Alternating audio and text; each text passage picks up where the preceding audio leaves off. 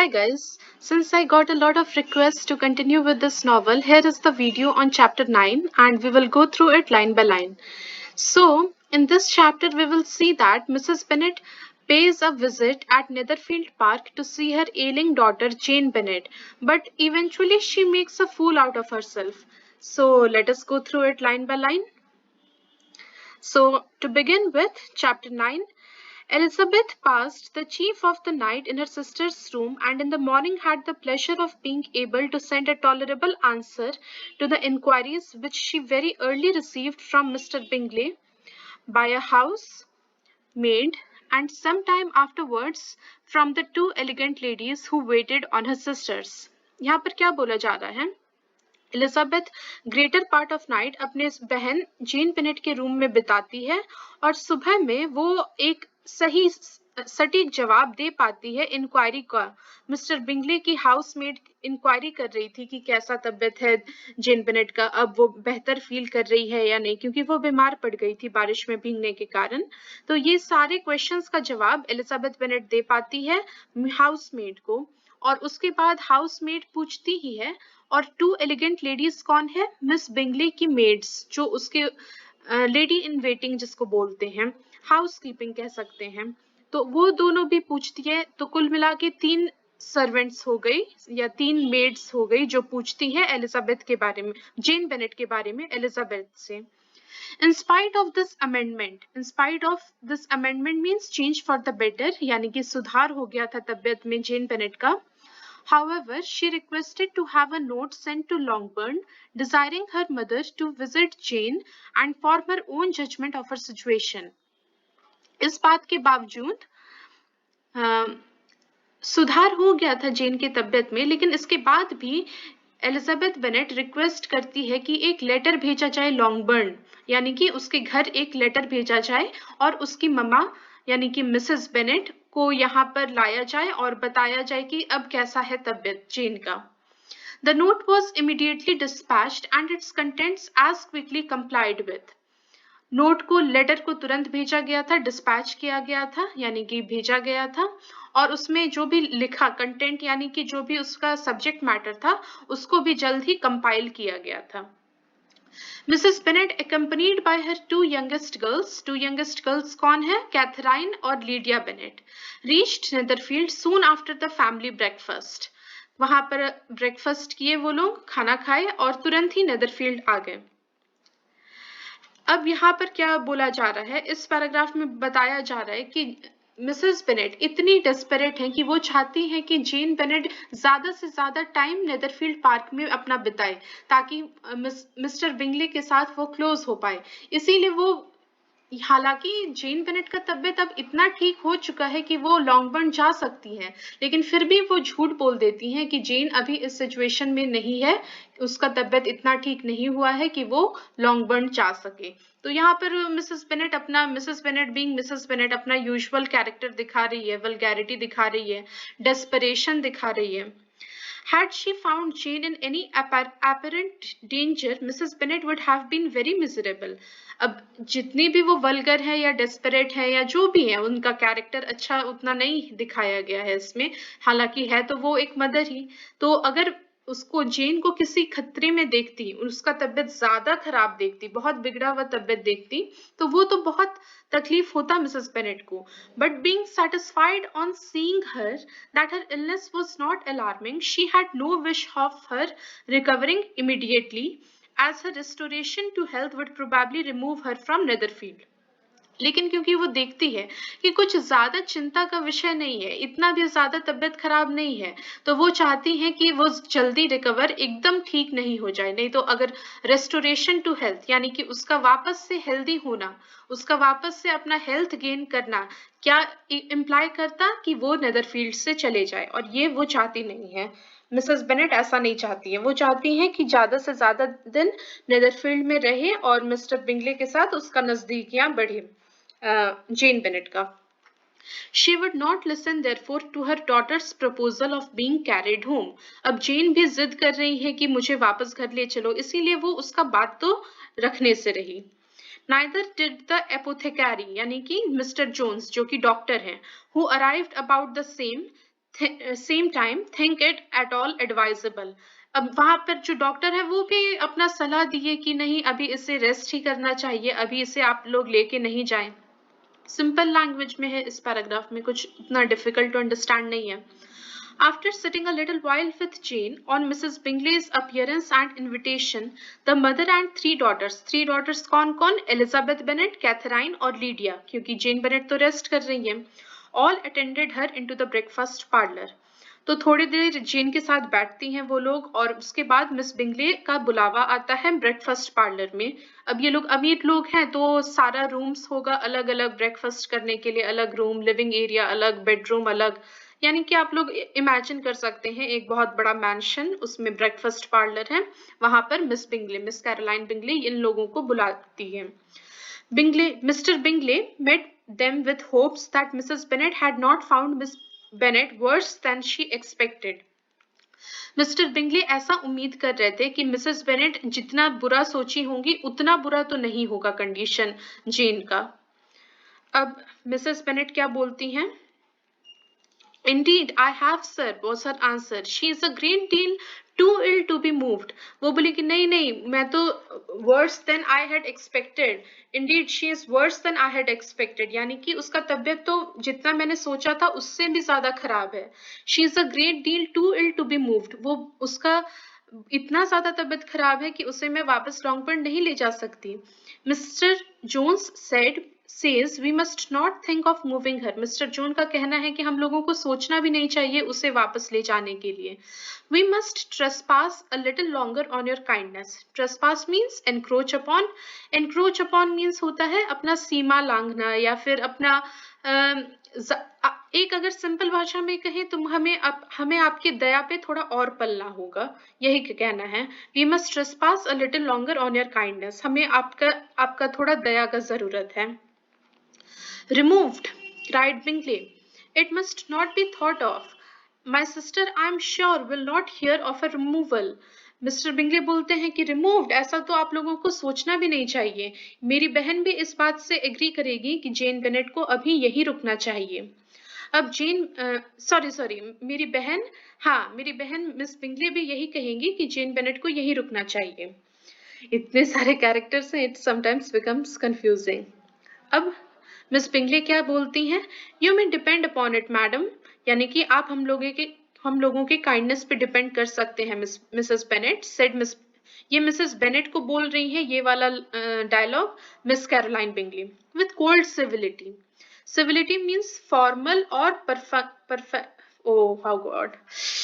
How it is pronounced, perfectly politeness, एकदम बेपरवाह तरीके से, एकदम कोल्ड वे में, मतलब कि एक बहुत ही फॉर्मल तरीके से बोल रही है, अपना शोल्डर श्रग करके, यानी कि कुछ भी वार्मनेस नहीं है उसके टोन में, बस एक फॉर्मेलिटी के लिए बोल दे रही है कि you may depend upon it madam that Miss Bennet shall receive every possible attention while she remains with us.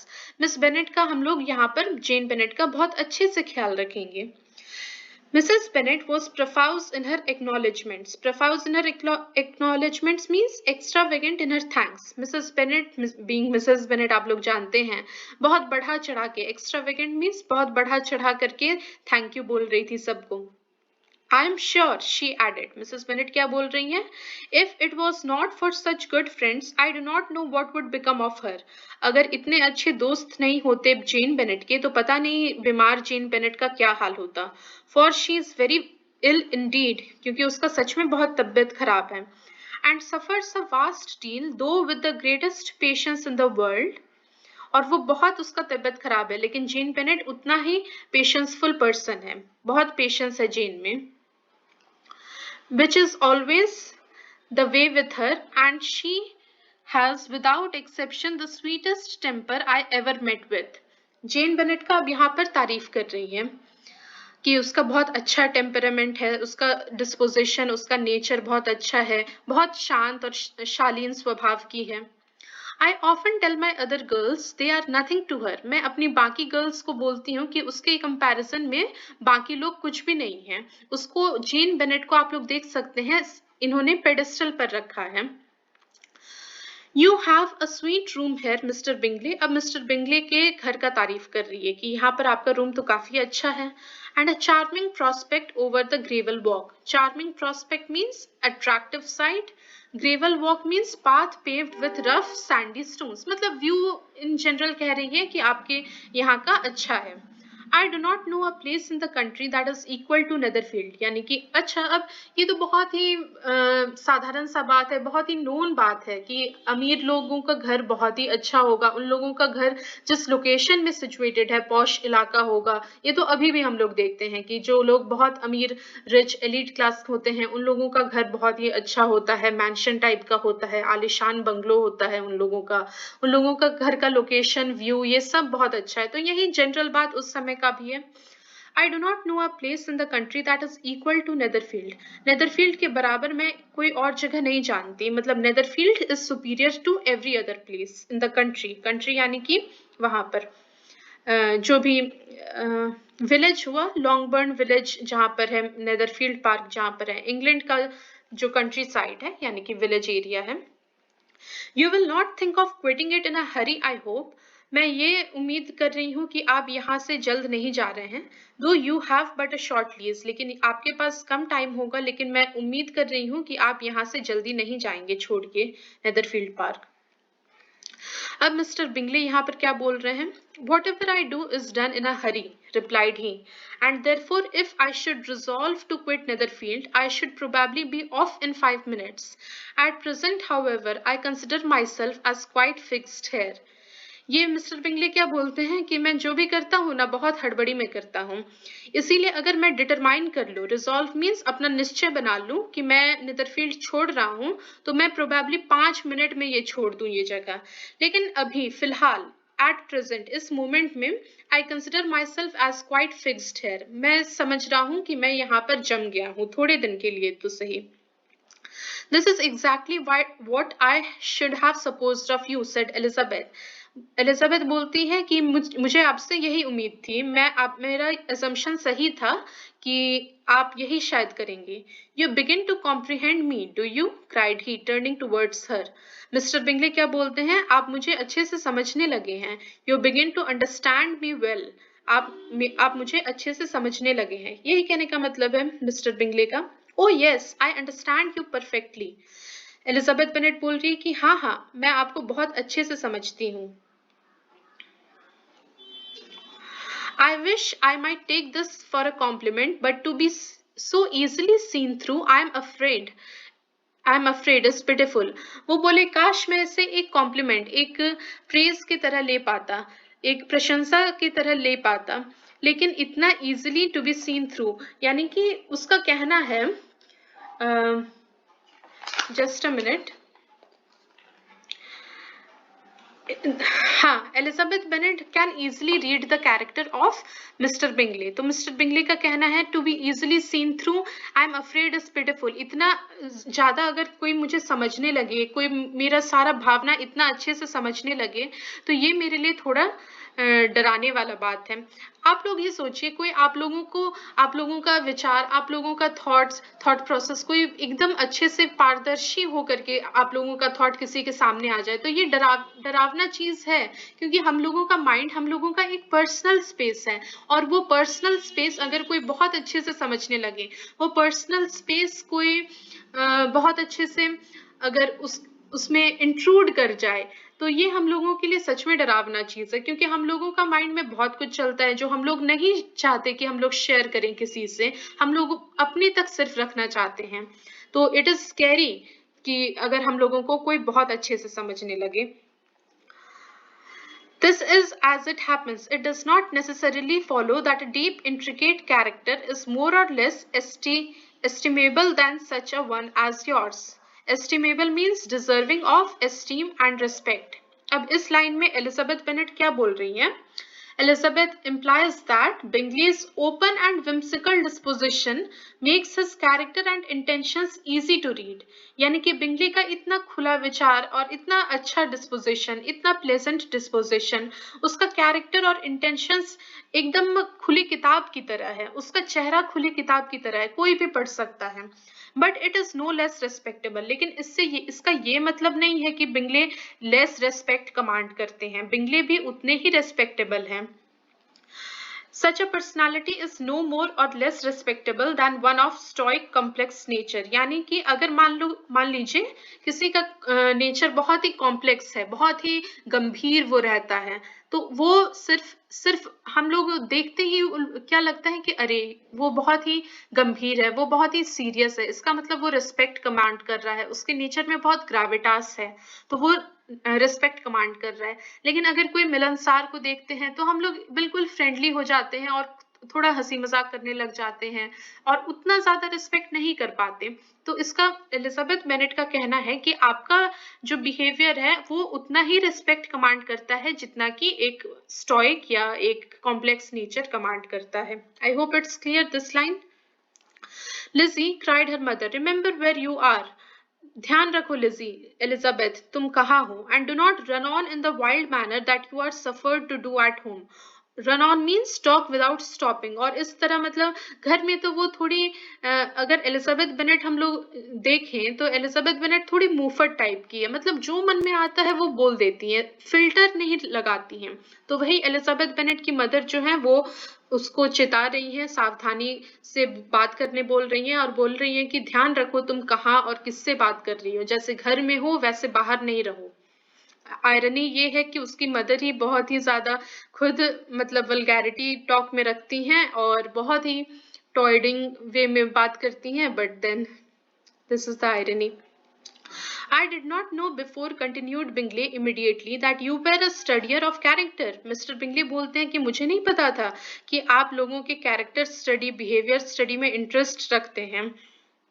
It must be an amusing study. ये काफी एक प्लेजेंट और काफी मनोरंजक पढ़ाई होता होगा, लोगों का कैरेक्टर एनालिसिस करना, लोगों का कैरेक्टर स्टडी करना। Yes but intricate characters are the most amusing. Intricate means होता है कॉम्प्लेक्स, बहुत ही जटिल। लेकिन जटिल कैरेक्टर जो होते हैं वो बोलती है yes I take delight in reading character, doing character analysis of people. लेकिन जो सबसे ज्यादा जटिल कैरेक्टर होते हैं उन्हें ही पढ़ने में सबसे ज्यादा मनोरंजक होता है। They have at least that advantage. जो जटिल कैरेक्टर्स हैं उनका ये एडवांटेज है कि उन्हें पढ़ने में बहुत मजा आता है, हालांकि उनसे डील करने में काफी कठिन होता है। यही शायद इसका कहने का मतलब है। अब मिस्टर डार्सी इतने देर से चुप थे तो इनका डायलॉग आता है। The country, said Darcy, can in general supply but few objects for such a study. वो बोल रहे हैं कि विलेज में, कंट्री में मतलब कि आउटस्कर्ट्स ऑफ द टाउन, उसी को कंट्री बोलते हैं, देहात एरिया जैसे हम लोग हिंदी में बोलते हैं। Can in general supply but few subjects for such a study. बहुत ही कम लोग सब्जेक्ट मिल पाएंगे हमें ऐसे पढ़ाई के लिए, कैरेक्टर के लिए। इनका बेसिकली कहने का मतलब है ना कि कंट्री साइड में सब ऑलमोस्ट एक ही जैसे होते हैं, कोई वैरायटी नहीं होता है, कोई अलग अलग सब स्टोइक कैरेक्टर्स टाइप के होते हैं, मतलब स्टीरियोटिपिकल कैरेक्टर होते हैं और उनमें कुछ वैरायटी नहीं होता है। In a country neighborhood, you move in a very confined and unvarying society। बहुत ही ज्यादा क्लस्टर्ड होता है, बहुत ही ज्यादा सफोकेटिंग होता है और एकदम घुटन वाला होता है इनके according. Darcy does not holds high opinion of a countryside. इन्हें टाउन पसंद है, इससे हमें समझ आ रहा है। तो ये बोल रहे हैं कि यहाँ पर ज्यादा वैरायटी नहीं मिलेगा हम लोगों को लोगों में। बट पीपल themselves alter, अब एलिजाबेथ बेनेट बोल रही हैं, but people themselves alter so much that there is something new to be observed in them forever। Elizabeth Bennet का कहना है कि people change on a day to day basis. सिर्फ ऐसा नहीं है कि लोग अलग अलग बिहेवियर करते हैं। एक ही आदमी अलग अलग दिन अलग अलग समय में अलग बिहेवियर कर सकता है। People change on a day to day basis, ये हम लोग भी देखते हैं। तो people alter, change themselves so much that there is something new to be observed in them forever। लोग अपने आप को इतना बदलते हैं कि हम उनमें ही एक ही पर्सन में बहुत चेंजेस देख सकते हैं कि चेंजेस आ गया है। Yes, indeed, cried Mrs. Bennet, offended by his manner of mentioning a country neighborhood। Mrs Bennett बोलती है कि हाँ ये बात सच है। मिस्टर डार्सी जो ऐसा कंट्री साइड के बारे में बोले, मिसेस बेनेट को थोड़ा ऑफेंस हुआ, थोड़ा सा बुरा लगा। and we will continue with chapter 9 in the next video.